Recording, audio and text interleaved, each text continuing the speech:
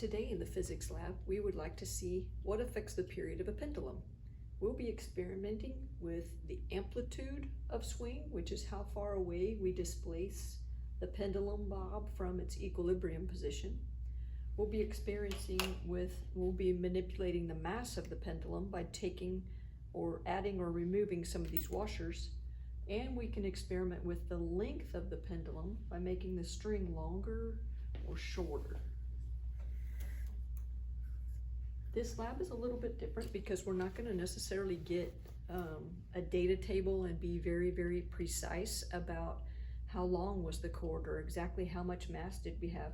We're going to look at proportions. So we're going to test 3 different levels of those measurements, 3 different amplitudes, 2 or 3 different amplitudes, 2 or 3 different lengths, 2 or 3 different masses, and we're just going to kind of make a general statement about what does increasing or decreasing those things do to the period.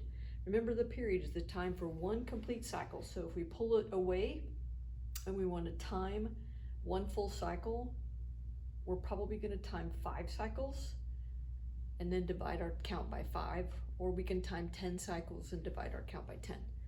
So we will determine what the period is by trying to take out some of the error in our lab.